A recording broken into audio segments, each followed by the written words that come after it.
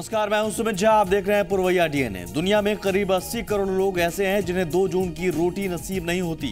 भारत में कुपोषण के शिकार लोगों की संख्या दुनिया में सबसे ज्यादा है, जबकि सरकार की ओर से कई योजनाएं चलाई जा रही हैं, लेकिन वो योजनाएं आम आदमी तक नहीं पहुंच पा रही हैं। अब देखिए, अजीब संयोग है कि योजना बनाने वाले और योजना लागू करने वालों की आमदनी बढ़ती जा रही है, जबकि जिनके लिए योजनाएं बन रही हैं वो 2 जून की रोटी का जुगाड़ तक नहीं कर पा रहा है। ब्रिटेन के पूर्व पीएम टोनी ब्लेयर को देखिए। दुनिया में भुखमरी से जूझ रहे लोगों को 2 जून की रोटी कैसे मिल सके, ये बताने के लिए उन्होंने स्वीडन की एक संस्था से 3,30,000 पाउंड यानी करीब 32 करोड़ रुपए की मांग की है। टोनी ब्लेयर ने अपने 1 सेकंड के स्पीच के लिए 27,000 रुपए मांगे। टोनी ब्लेयर के पहले अमेरिका के पूर्व राष्ट्रपति बिल क्लिंटन ने प्रति सेकंड के लिए 18,000 रुपए देकर भुखमरी पर स्पीच दी थी। बड़े नेताओं के महंगे स्पीच का क्या हुआ, ये भुखमरी पर जारी संयुक्त राष्ट्र संघ के आंकड़े बताते हैं। आज पुरवैया डीएनए में बिहार झारखंड की बड़ी खबरों के साथ 2 जून की रोटी पर भी खास चर्चा करेंगे। पुरवैया डीएनए की शुरुआत 2 जून से। अक्सर आप और हम ये बात करते हैं कि महंगाई इतनी बढ़ गई है कि 2 जून की रोटी मिलना भी मुश्किल होता जा रहा है। अब संयोग से मंगलवार को 2 जून है। भले ही उस जून और इस जून के मायने अलग अलग हों, लेकिन नाम एक होने से इस पर चर्चा तो बनती ही है।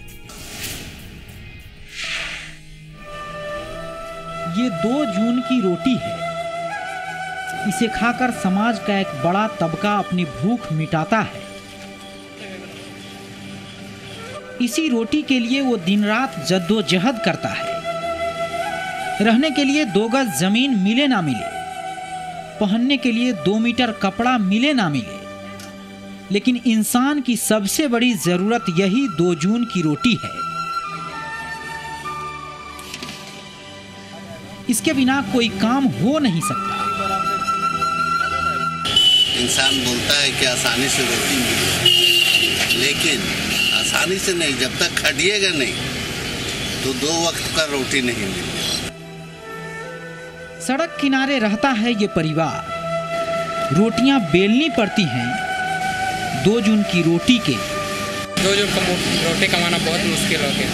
महंगाई इतना बढ़ गया है कि आदमी कोई भी सामान सोच समझ के लेना चाहता है। जैसे हम आम बेच रहे हैं, आमे बेचते हैं तो हर एक तरह का मतलब दिक्कत होता है।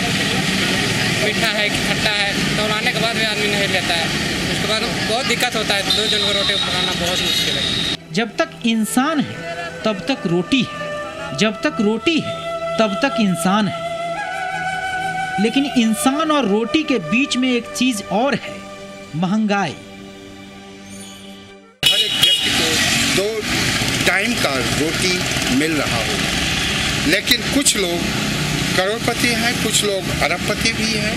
खाई बढ़ती जा रही है। हाई इनकम लेयर्स एंड गरीब लोगों का खाई बहुत बढ़ गया है। क्या इत्तेफाक है, इसी 2 जून की रोटी के लिए कितने ही लोग रोज बरोज खुद को तपा रहे हैं और कई उसी तपिश में अपनी राजनीतिक रोटियां सेक ले जाते हैं। सन्नी शारा, जी मीडिया, रांची। अब 2 जून की रोटी पर जब बात चली है तो आपको बता दें कि दुनिया में करीब 80 करोड़ लोगों को 2 जून की रोटी नसीब नहीं होती है। भारत में 19 करोड़ 46 लाख लोग भुखमरी के शिकार हैं। संयुक्त राष्ट्र संघ की वार्षिक हंगर रिपोर्ट के अनुसार 4 में से 1 भुखमरी का शिकार व्यक्ति भारत का है। भुखमरी के आंकड़ों में भारत ने दुनिया के सबसे ज्यादा आबादी वाले चीन को भी पीछे छोड़ दिया है। चीन में लगभग 13 करोड़ लोग भुखमरी के शिकार हैं। रिपोर्ट का कहना है कि अंतर्राष्ट्रीय स्तर पर 1992 से 2015 के बीच भुखमरी से परेशान लोगों की संख्या में 21.6 करोड़ की कमी आई है। हालांकि इस दौरान भारत में महज 1.55 करोड़ लोग ही अपना स्तर सुधार पाए, जबकि पड़ोसी देश चीन, नेपाल और बांग्लादेश ने भारत से बेहतर काम किया। 1990 से 92 में चीन में भुखमरी के शिकार लोगों की संख्या 28.9 करोड़ थी। नए आंकड़ों के मुताबिक ये कम होकर 13.38 करोड़ हो गई है।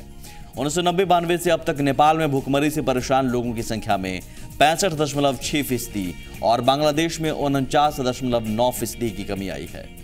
संयुक्त राष्ट्र संघ ने 1996 में तय किया था कि दुनिया भर की सरकारें 2015 तक भुखमरी के शिकार लोगों की संख्या को आधी कर लेंगी। तब 172 देशों ने इस लक्ष्य पर सहमति जताई थी, लेकिन 29 देश ही उसे पूरा कर पाए, जिसमें नेपाल भी शामिल है। यूएन की रिपोर्ट के मुताबिक भारत 2015 तक कुपोषितों की संख्या को आधा करने के लक्ष्य को हासिल करने में नाकाम रहा। एएफओ ने पाया कि लक्ष्य को हासिल करने की भारत की गति बहुत धीमी है। भारत की स्थिति देखते हुए लग रहा है कि वो 2020 तक भी अपने लक्ष्य को हासिल नहीं कर पाएगा। भारत में कुपोषण और भूखमरी खत्म करने के लिए सरकार की ओर से कई योजनाएं चलाई जा रही हैं, लेकिन उसके बाद भी स्थिति में काफी धीमी गति से सुधार हो रहा है। सरकार को जाहिर है इस दिशा में गंभीरता से सोचना होगा, सिवाय दावों के। लेकिन दावा सिर्फ हो रहा है, दावा गरीबों के नाम पर, दावा दलितों के नाम पर, दावा महादलितों के नाम पर, और सिर्फ सियासत हो रही है। अब देखिए किसानों के मुद्दे पर किस तरह से सियासत चल पड़ी है। बीजेपी ने एक बार फिर से किसानों के मुद्दे पर नीतीश सरकार पर हमला बोला है। पटना में बीजेपी नेता सुशील मोदी ने कहा कि राज्य में अभी तक ज्यादातर किसानों को धान की कीमत नहीं मिली है। फसल की कीमत नहीं मिलने से यहां किसान आत्महत्या करने को मजबूर हैं। तो वहीं गेहूं की खरीदारी में हो रही देरी पर उन्होंने नीतीश सरकार पर हमला बोला और कहा कि फसल कटने के 2 महीने बाद सरकार ने गेहूं की खरीदारी को लेकर अधिसूचना जारी की है, जो उसकी किसान विरोधी नीतियों को दर्शाती है। बीजेपी के किसान प्रेम पर हम चर्चा को आगे बढ़ाएं, उसके पहले आपको धान और गेहूं खरीद पर सुशील मोदी के बयान को सुनाते हैं। राज्य खाद्य निगम और पैक्स के पास जो धान खरीद का पैसा था, उसी से बोनस का भी भुगतान कर दिया गया और उसका परिणाम है कि 1100 करोड़ रुपया से ज़्यादा का बकाया किसानों का है और आज तक सरकार ने भुगतान नहीं किया है। पहले कह रहे थे कि केंद्र की सरकार के यहाँ बकाया है, रामविलास पासवान पर आरोप लगा रहे थे। वो पैसा भी मिल गया जबकि उससे कोई संबंध नहीं है। वो पैसा अपने समय पर रिम्बर्स होता है, लेकिन वह पैसा भी 2200 करोड़ मिल गया। उसके बावजूद बिहार सरकार जो है किसानों को पैसा नहीं दे पा रही। गेहूं की खरीद 1 मई से प्रारंभ हो जाना था, लेकिन परसों उसका आदेश निर्गत हुआ। यानी गेहूं की खरीद उसमें भी सरकार ने 1.5-2 महीने से ज़्यादा का विलंब कर दिया खरीद प्रक्रिया प्रारंभ करने में। यानी आदेश ही निकला खरीदने का 2 दिन पहले, जबकि निकल जाना चाहिए था 1 मई के आसपास। और ये जानबूझकर विलंब किया इन लोगों ने ताकि किसान गेहूं बेच दे बाजार में और फिर कहेंगे साहब को किसान बेचने नहीं आ रहा है।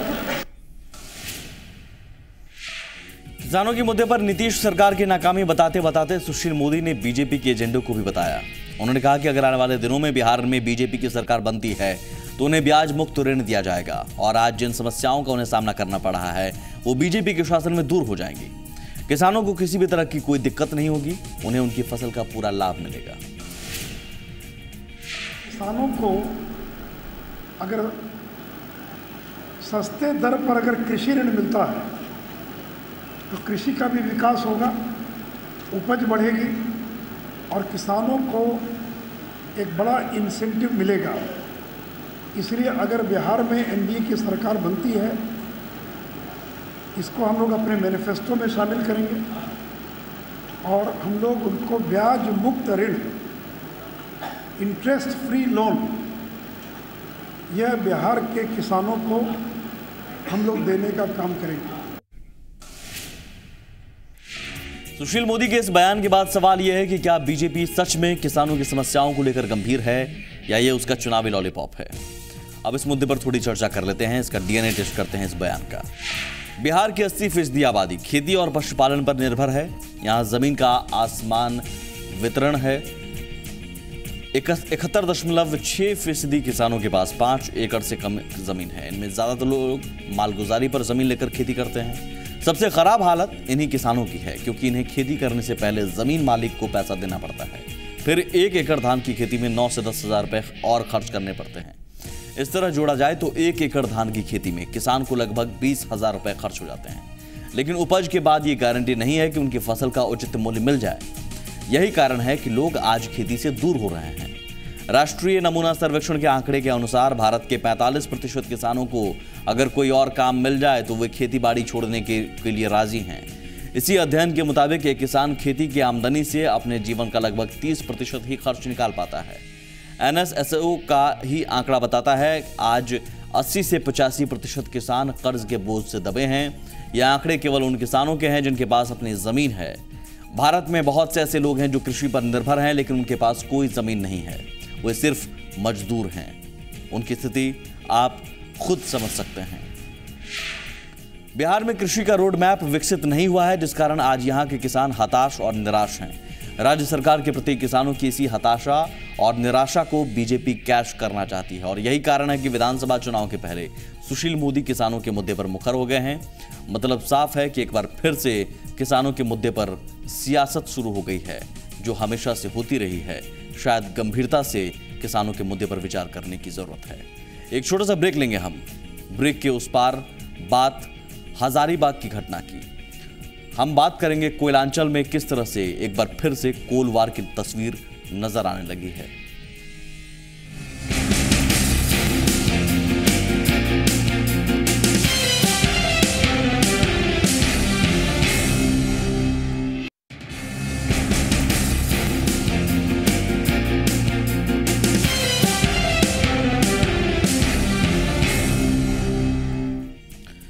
हजारीबाग कोर्ट परिसर में शूटआउट जो हुआ उसके बाद प्रशासन तत्काल कार्रवाई की बात कह रहा है, लेकिन इस पूरे मामले में प्रशासन की लापरवाही सामने आई है। सूत्रों से मिली जानकारी के मुताबिक करीब 1.5 महीने पहले हजारीबाग एसपी की गोपनीय शाखा को एक पत्र मिला था, जिसमें बड़ी वारदात को लेकर आगाह किया गया था। एसपी ने इस पत्र को जांच के लिए आगे भेज दिया, लेकिन सूत्रों की माने तो अभी तक इस बारे में कोई जांच रिपोर्ट नहीं आई है।